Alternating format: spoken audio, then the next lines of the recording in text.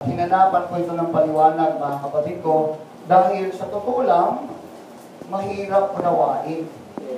Nabasa niyo na ba ang chapter 12 ng Ecclesiastes 1 to 14? Ang hirap pong unawain yan, mga kapatid. Hallelujah. Pero sa tulong ng Panginoon, alam ko, ipapaunawa niya sa atin sa hapong ito. Ngayon pala ay patungkol sa atin bilang mga tao. Na hindi daw tayo pwede, kaya nga meron siyang conclusion. Sabi niya, let us hear the conclusion of the whole matter, fear God and obey His commandments. For this is the whole duty of man.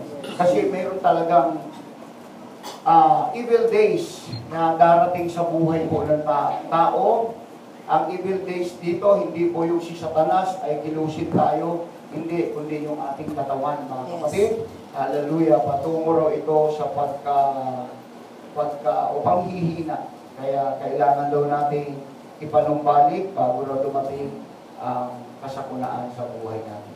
Basahin natin, buksan natin ang Ecclesiastes chapter 12. Remember now the Creator in the days of the youth, while the evil days come not, nor the years draw nigh, when thou shalt say, I have no pleasure in them. When the sun or the light or the moon or the stars be not darkened, nor clouds return after the rain. Dito na pasimula ang kawikaan ni Solomon o salawikain o kasabihan.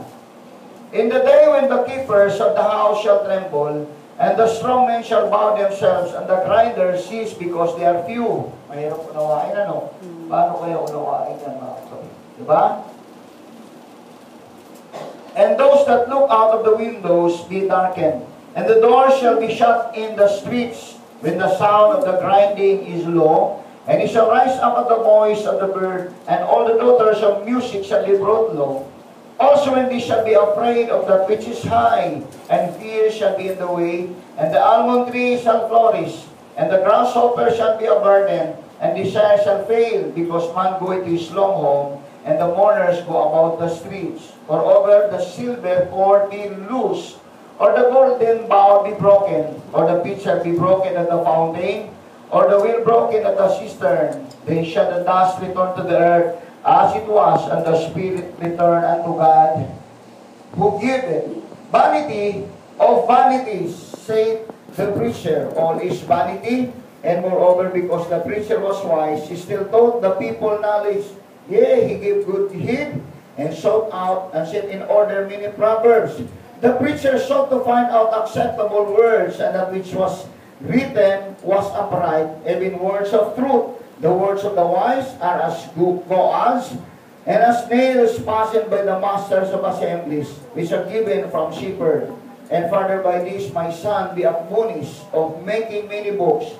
There is no end, and much study is weariness of the flesh. Let us hear the conclusion of the whole matter. Fear God and keep His commandments, for this is the whole duty of man. For God shall bring every work into judgment with every secret thing, whether it be good or whether it be evil.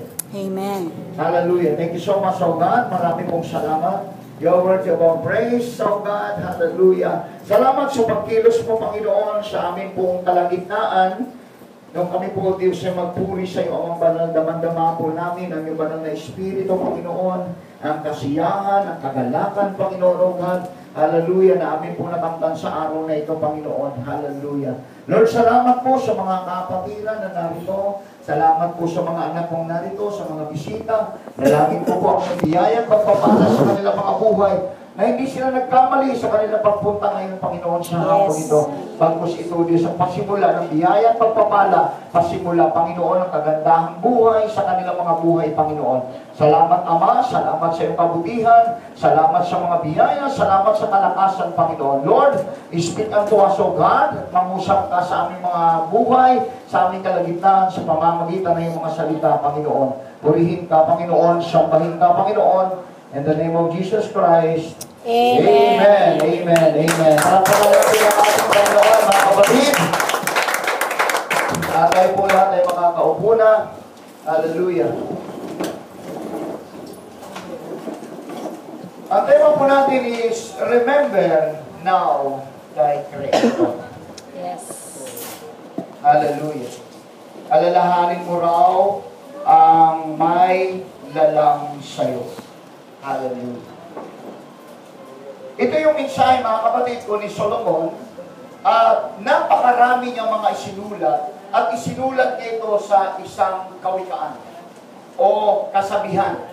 Maraming kasabihan, mga kapatid, ay tinuturo sa atin.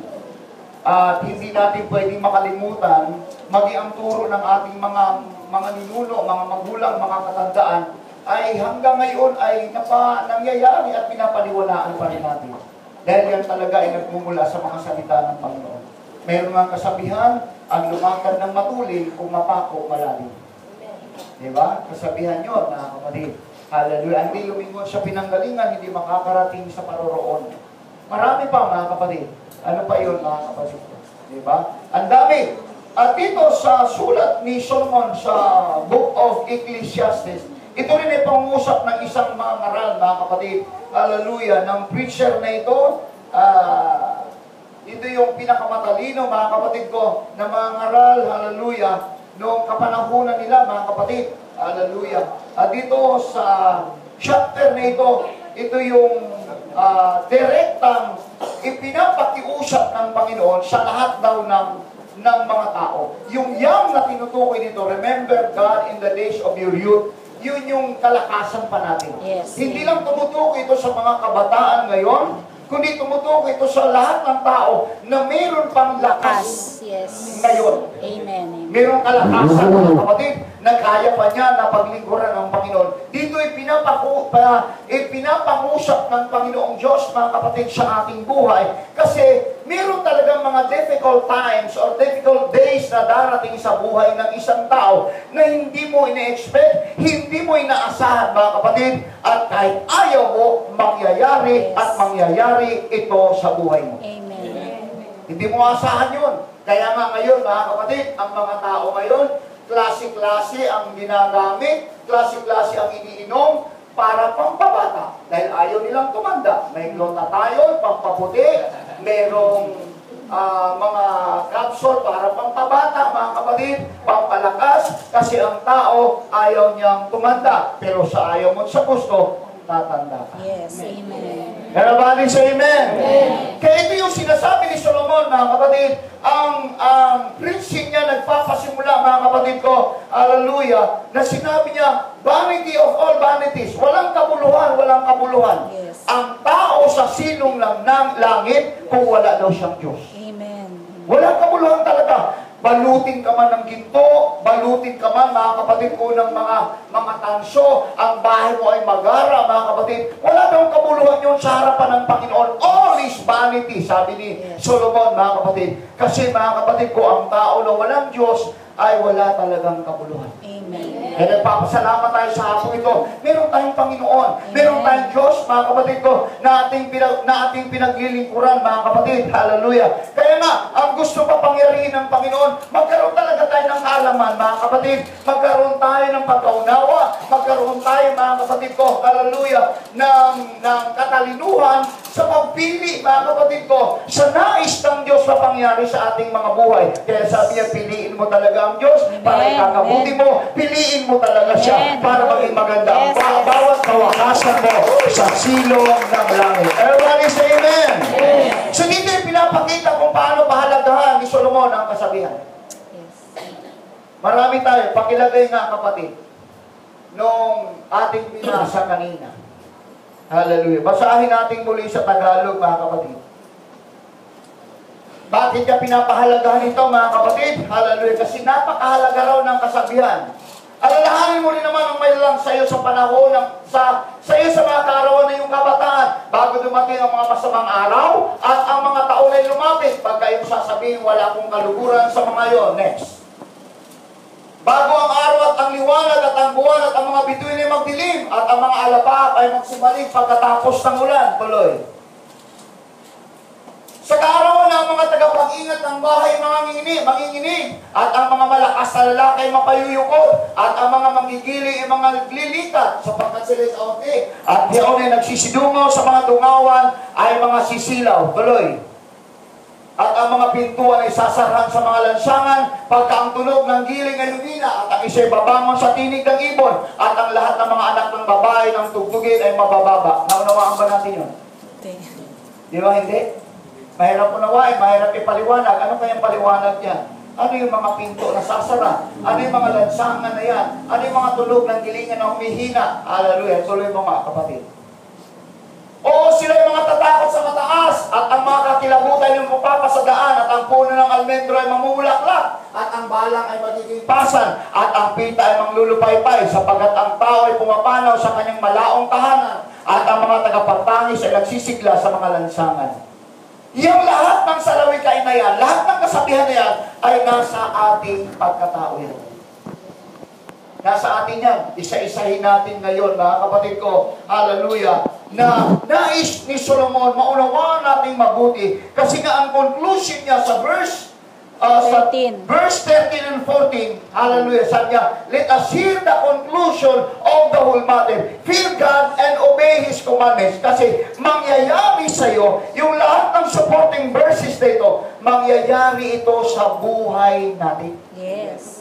Mangyayari yun, mga kapatid. Hallelujah. Kaya nga, ang advice niya raw sa mga malalakas pa, advice niya sa mga young, sa mga tao, mga kapatid na may malakas pa, sabi niya, remember God in the days of your youth. Yes. Alalahanin mo ang Diyos habang may lakas ka. Bakit? Before the difficult days come. Pangalawa, before the years come in which you find little pleasure, while the sun, moon, and the stars are not darkened, while the clouds do not return after the rain. Kaya nga sabi ni Solomon, alalahanin mo ang Diyos sa panahon na iyong kabataan. Bakit? Meron kasing darating, mga kapatid. Ito yung kapaliwanagan ng kasabihan. Una, anong sabi, mga kapatid? Hallelujah. The day is coming in which the keepers of the house tremble. Lagay mo na, kapatid. Maghihintay pa ako. The keepers of the house tremble. Ang ibig sabihin dito, mga kapatid ko, the keepers of the house tremble. Itong ating mga kamay, darating daw sa panginginig. Yes. Ayan yung unang paliwanag. Darating daw ang isang araw, pagka tayo tumatanda na, ang ating mga kamay ay manginginig na. Sino nang nanginginig ang kamay ngayon? Amen. Pasmado. Pasmado na. Totoo yun. Masakit na dito yung kasukan, mga kapatid. Pangalawa, the strong men bow down. Hallelujah. The strong men bow down. Pagka ang ating daw mga buto sa tuhod ay umaalog na.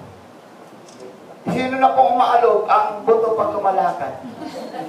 Ako na yung Nung edad 20 ako, kaya kong umasa ng 2 sakong simento. Ngayon, kahit kalahati, hindi ko na kaya kasi umaalog na yung buhod ko. Amen. Kaya ang mga malalakas daw na tao, darating daw ang araw, manghihina. Kasi yung kanyang mga tuhod ay aalog-alog na. Pangatlo, mga kapatid, the grinder cease because they are few. Ano ibig sabihin noon, mga kapatid? Binanggit ito kanina. Pag dumating na daw sa ating buhay na ang ating mga ngipin ay dahan-dahan ng malalagas, hindi na raw ito makakagiling. Yes, amen. Hello? Amen. Diba, mga kapatid? Sabi ng dentista sa akin noon, mga kapatid, yung ngipin mo, kasi Bisaya ka, tibay. O pag Bisaya daw, matibay daw ang ngipin. Kaya tibay ng ngipin ko, yung tubo, kaya kong baliin yun, mga kapatid. Pero ngayon, mga kapatid ko, hindi na kaya. Hindi na makabukas ng arsikola. Hallelujah. Kasi dahan-dahan daw itong malalagas. Hindi na raw siya makakagiling. Yun daw ang tao. Yun daw ang buhay ng tao, mga kapatid. The grinder cease because they are few. Unti-unti nang nalalagas daw ang kanyang mga ngipin. Pang-apat, those that look through the windows grow dim their sight. Hallelujah. Ano yun, mga kapatid?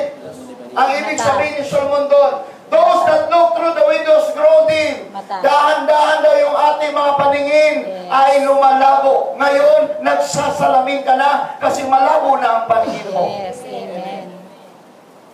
Hello? Yes. Yun daw yung tao. Yes, amen. Diba? 15 anyos ka, ang lino ng paningin mo. Pero ngayon, dahan-dahan na raw lumalabo, mga kapatid ko. Kasi ngayon sinabi ni Solomon, ang bintana ng iyong mga mata, ang bintana ng iyong talubak, ay dahan-dahan na itong lumalabo. Amen. Ganun daw ang tao. Yes. Yun daw ang mangyayari sa tao, mga kapatid. Everybody say amen. Amen. Ano pa, mga kapatid? Hallelujah.